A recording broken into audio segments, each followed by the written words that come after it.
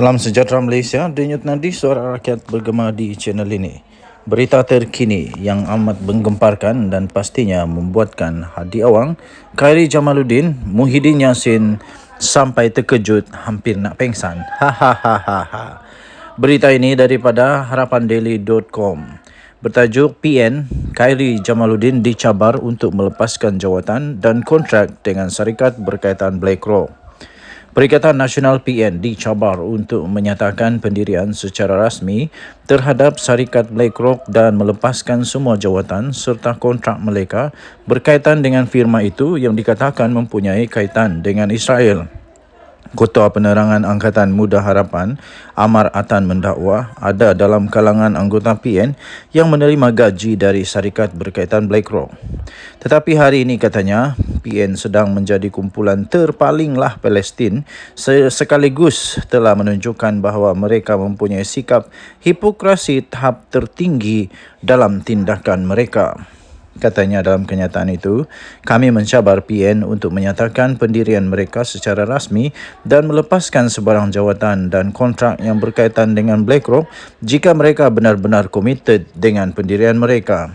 Sebagai contoh, Khairi Jamaluddin, jika beliau benar-benar menentang penglibatan BlackRock, beliau juga harus melepaskan sebarang jawatan dan kontrak yang berkaitan dengan syarikat tersebut.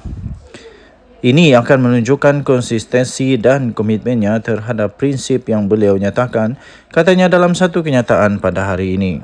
Kemarin, seorang individu telah mendedahkan bahawa banyak syarikat di negeri Perikatan Nasional, contohnya yang mengendali lumbung di Kelantan adalah mempunyai saham daripada BlackRock. Hotel di Terengganu pula yang baru-baru ini dibuka pada tahun ini juga dikatakan ada saham BlackRock. Individu terbabit turut mendedahkan bahawa Khairi Jamaluddin dilantik sebagai pengarah CGS International pada Mac 2024 di mana BlackRock memegang saham dalam CGS.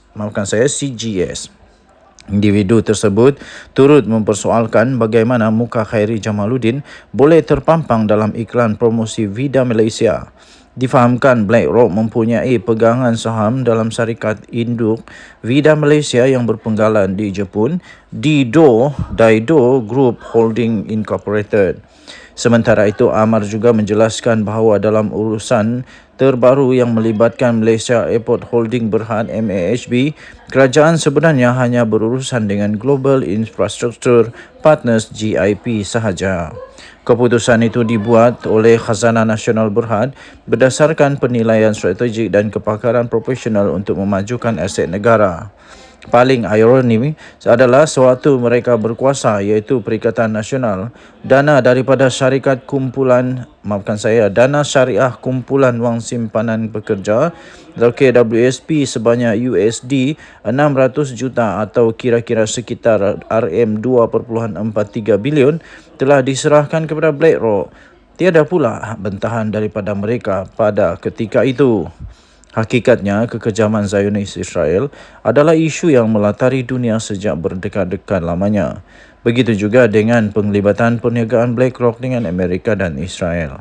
Mengapa pada waktu itu nada mereka berbeza?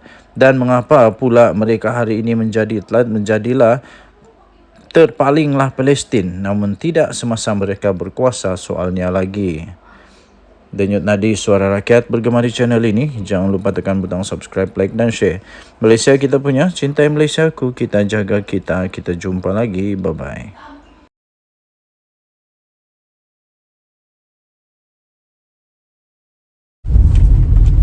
Salam sejahtera Malaysia. Denyut nadi suara rakyat bergema di channel ini.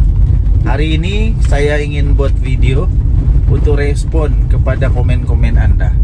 Jadi hari ini topik yang saya ingin saya minta bantuan kepada anda untuk komenkan ialah topik persoalan.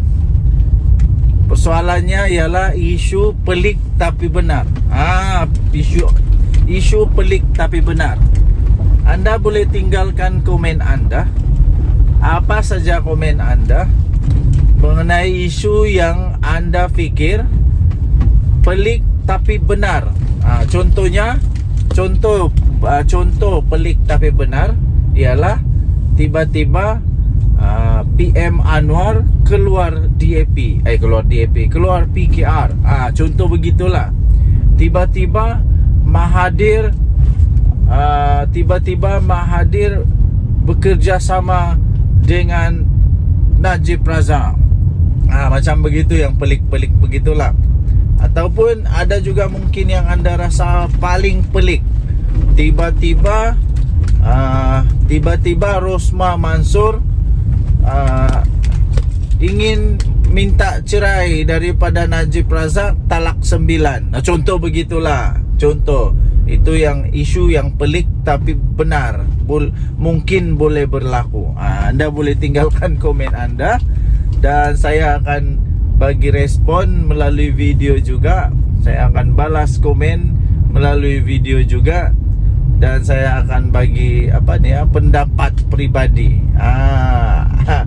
tentang isu yang anda ingin diulas, isu pelik tapi benar.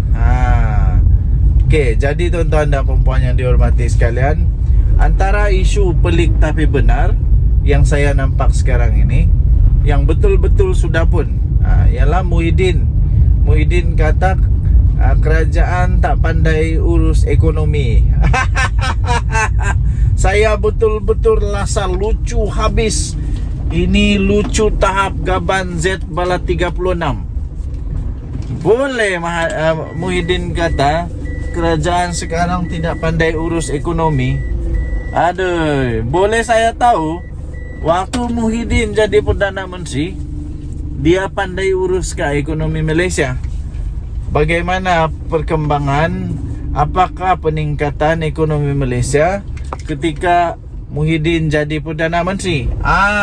Apa yang jadi kepada ekonomi Malaysia?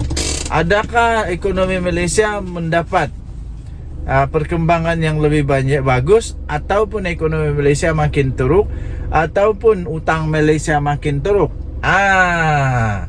Waktu itu juga berapa perbelanjaan negara Malaysia yang terkeluar.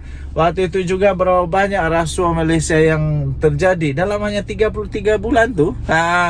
Jadi yang peliknya lagi, waktu Muhyiddin jadi Perdana Menteri, tidak banyak idea dia tahu.